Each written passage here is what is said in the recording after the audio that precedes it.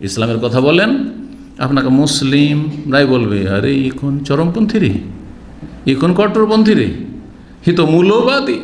হ্যাঁ, আজকাল অধিকাংশ জেনারেল শিক্ষিত লোকেরা কি বলে ধার্মিকদেরকে মূল্যবাদী, দাড়িওয়ালাদেরকে মূল্যবাদী। গাল হয়ে গেছে, এটা একটা কথা বোঝা গেছে। এরপর আলোচনা করেছি যে মূল্যবাদী বলে গাল দেয় কোন পথভ্রষ্টরা, কথা বোঝা গেছে। আর ওয়াহাবি বলে গাল দেয় কোন পথভ্রষ্টরা, এসব নিয়ে একটা আলোচনা আছে, ছোট্ট একটা আলোচনা। ফাতুবা লিল গোরাবা, ওই হাদিসে বলেছেন সুতরাং সৌভাগ্য গোরাবাদের জন্য। কারণ ইসলাম শুরু হয়েছে গরিব হয়ে, আগন্তুক হয়ে, আবার ফিরে আসবে যখন ইসলাম দুর্বল হয়ে যাবে আর বাতিল শক্তিগুলি পাপীরা শক্তিশালী হয়ে যাবে, তখন ইসলাম আবার আগন্তুক।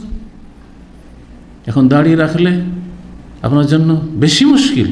আরে কী রে, কারো দাঁড়িয়ে নিয়ে আবার দাঁড়িয়ে নিয়ে কোম্পানিতে কাজ করবে, হোটেলে চাকরি করার দাঁড়িয়ে নিয়ে এসছে, আবার হাউজুবিল্লাহ, রেস্টুরেন্টে চাকরি করার দাঁড়িয়ে নিয়ে, যেমন দাড়িতে আগন্তুক হয়ে গেছে। শুধু তাই নাই, টাকনার উপরে কাপড়, আরে এর কী রে, সবাই পড়ছে এরকম, একাই টাকনার উপরে, দেখো দেখো, বুঝতে পারছেন? গোটা বিল্ডিং থেকে একটা কেউ নামাজে যায় না, শুধু একাই আপনি গরিব, আপনি মনে হচ্ছে আগন্তুক, অপরিচিত। মুসলিম দেশে, মুসলিম সমাজে, কাফের দেশে নয়।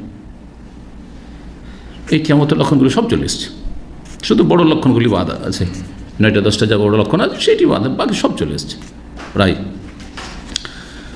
তো বলছিলাম তুবার এটি অর্থ হয়, কিন্তু তুবার এছাড়াও দুটো তাফসীর বা ব্যাখ্যা করেছেন ভাষ্যকারগণ। একটি হচ্ছে জান্নাতের একটি বিশাল গাছ, তুবা জান্নাতের একটি বিশাল গাছ, যেই গাছের ছায়ার তলে 100 বছর চলতে থাকবে এক ব্যক্তি, মানে এইরকম একজন ব্যক্তি, মানে একজন নয়, এইরকম জান্নাতীরা আর কি, 100 বছর চলেও গাছের এ প্রান্ত ও প্রান্ত শেষ করতে পারবে না, এত বড় গাছ। এটি তুবা। তো এই তুবা নামক জান্নাতের এই গাছ পাবে এইরকম ব্যক্তি যার কথা আসছে হাদিসে।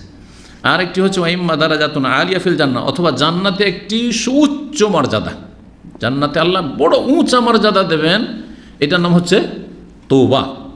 যেমন নবী সাল্লাল্লাহু আলাইহি সাল্লামের জন্য আল ওয়াসিলা একটি উচ্চ মর্যাদা জান্নাতে। জি হ্যাঁ। তো কার জন্য এই সৌভাগ্য, কার জন্য জান্নাতের এই বিশাল গাছ স্পেশাল, কার জন্য জান্নাতে উচ্চ মর্যাদা, 3টি তাফসীর বললাম। তাহলে অনেকের জন্য, তার মধ্যে এই একটি হাদিস, লেমান শাগালাহু আইবুহু আন অয়ুবিন নাস, যার নিজের দোষ অন্যের দোষ তলাশ করা, সন্ধান করা থেকে ব্যস্ত রাখে।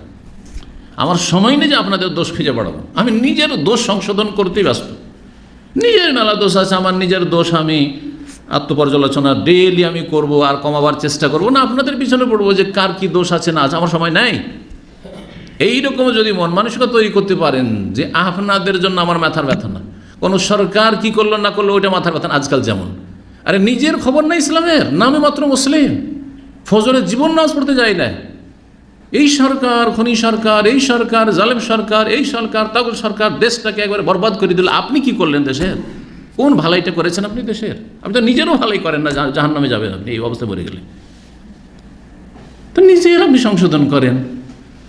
এই জন্য আলেমারা বলেছেন, যতক্ষণ পর্যন্ত মুসলিমরা এই 3.5 হাত দেহের ওপর ইসলাম কায়েম না করবে, তাদের জমিনে কখনো ইসলাম কায়েম হবে না। রাষ্ট্রীয়ভাবে নিজের উপর কায়েম করেন, মাথা থেকে পা পর্যন্ত দেখেন যে ইসলাম কায়েম আছে কিনা। ইসলাম কায়েম করতে হলে দিনের ইসলামের প্রথমে এলিম শিখতে হবে, এলিমই নাই, কিছু এলিম নাই, আকিদার এলিম নাই, সুন্নতের এলিম নাই, বেদাতের এলিম নাই, বেদাতকে সুন্নত মনে করে সবের কাজ মনে করছেন, শিরককে আপনি ইসলাম মনে করছেন, মাজার পূজাকে ইসলাম মনে করছেন, মাজারে দান করা মসজিদে দান করে একই সবের কাজ, এক জায়গায় কুফরি শিরক আর এক জায়গায় ইসলাম, কিছু বুঝেন না পার্থক্য।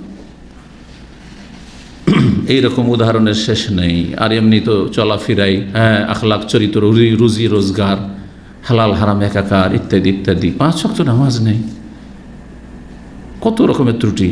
তো ওই ব্যক্তির জন্য সৌভাগ্য, বা ওই ব্যক্তির জন্য তুবা নামক গাছ স্পেশাল গাছ আল্লাহ দেবেন তাকে জান্নাতের, যে তার প্রাসাদ থাকবে, রাজাদের বাড়ি 10 কিলোমিটার 20 কিলোমিটার পর্যন্ত চলে যাচ্ছে, হ্যাঁ, বাউন্ডারি। এতে আমরা হতভম্ব, আরে 10-20 কিলোমিটার শুধু এই রাজার বাড়ি, এক এক শহরে এক একটা বাড়ি রাজার। আপনার এর চাইতে কত সর্বনিম্ন জান্নাতে এই পৃথিবী এবং তার 10 গুণ দেওয়া হবে। ওতে এই গাছ হবে 100 বছর পর্যন্ত চলতে থাকবে, ও গাছের তলায় শেষ করতে পারবেন এপার থেকে ওপার। এরকম জান্নাতে উচ্চ মর্যাদা কাকে? যে নিজের দোষ তলাশে ব্যস্ত, সংশোধনের জন্য পরের দোষ নিয়ে তার মাথার ব্যথা নেই। এই হয়ে গেল তো সেই হয়ে গেল, ওই দেশটা খারাপ হয়ে গেল, ওই দেশের লোকেরা খারাপ হয়ে গেল, দেখো দেখো কী অবস্থা হলো, এগুলো নিয়ে সবসময় চর্চা। কিন্তু আমার কি হলো, আমার পরিবার, আমার ছেলেমেয়ে কদ্দূর কী হলো, ছেলেমেয়েগুলো সাবালক সাবালিকা হচ্ছে, তারা 5 ওয়াক্ত নামাজ পড়ছে কি না, নাবালক অবস্থায় তো ছিল, যাই হোক কথার মধ্যে ছিল, কিন্তু কতটুকু তাদের ইসলামী তরবিয়ত করলাম, এই ছেলেগুলি একটু বড় হওয়ার পর 18-20 বছর হওয়ার পরে যখন বা আমি মরে যাব তখন কি নামাজি থাকবে কি না, আমার মেয়েরা পর্দা করে কি না, ইত্যাদি ইত্যাদি। এইগুলো হচ্ছে আসল কাজ, এগুলো হচ্ছে আসল কাজ যে আপনি জাহান্নাম থেকে বেঁচে গেছেন। ব্যাস আপনাকে আপনার পরিবার সম্পর্কে জিজ্ঞাসা করা হবে, দেশ সম্পর্কে একেবারে জিজ্ঞাসা করা হবে, আমাকে জিজ্ঞাসা করা হবে না, আপনাদের দূরের কথা। অন্যের দোষ বাদ দিয়ে নিজের দোষ যাকে মশগুল রাখবে, ব্যস্ত রাখবে, তার জন্য তওবা রয়েছে। এই হাদিস ইমাম বাজ্জার হাসান সানাদ বর্ণনা করেছেন। জি, এর অনেকগুলি সূত্র রয়েছে, কিছু কিছু দুর্বল, তবে সবগুলি মিলিয়ে হাদিসটি হাসান। নিজের দোষ তলাশ করা মানে, তার মানে খারাপ চরিত্রগুলি বাদ দেব, আর আমি কি করব, তার জায়গায় চরিত্রবান হওয়ার চেষ্টা করব, ভালো হওয়ার চেষ্টা করব। খারাপ ছিলাম, এই আমার খারাপ দোষ ছিল, সব বাদ দেব। সোশ্যাল মিডিয়া, ফেসবুকে খারাপ দেখতাম, খারাপ দেখব না। এই খারাপ কথা গান বাজনা শুনতাম, শুনবো না।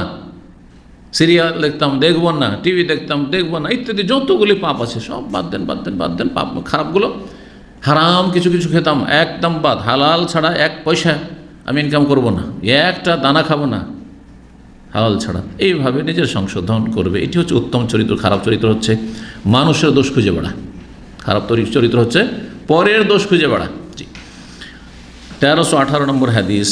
ওয়ান ইবনে ওমর রাদিয়াল্লাহু আনহুমা, আব্দুল্লাহ ইবনে ওমর রাদিয়াল্লাহু তাআলা আনহুমা থেকে বর্ণিত, তিনি বলেন, ক্বালা ক্বালা রাসূলুল্লাহ সাল্লাল্লাহু আলাইহি ওয়াসাল্লাম বলেছেন, মান তাআযামা ফি নাফসিহি ওয়া ইখতালা ফি মাশিয়াতিহি লাকিয়াল্লাহু ওয়া আলাইহি গাদবান। যেই ব্যক্তি নিজেকে বড় মনে করল, তাহলে নিজেকে বড় মনে করা খারাপ চরিত্র। অধ্যায় হচ্ছে আজ আমাদের খারাপ চরিত্র থেকে সতর্ক সাবধান করা। নিজেকে কখনো বড় মনে করবে না। জ্ঞানী মানুষ নিজেকে সবসময় ছোট মনে করবে, যে আমার চাইতে সবাই বড়, আমার চাইতে আপনারা অনেক ধার্মিক। এটা হচ্ছে আমার সুধারণা রাখতে হবে। আমি জানি না, হতে পারে যে আপনি 1 ঘন্টা 2 ঘন্টা তাহাজ্জুদ পড়ছেন, যেটা আমি আধা ঘন্টা পারছি না, তাহলে কি করে আমি ভেবে নেব যে আপনি একটা সাধারণ মানুষ, সেই জন্য আমি আপনাদের চাইতে ভালো?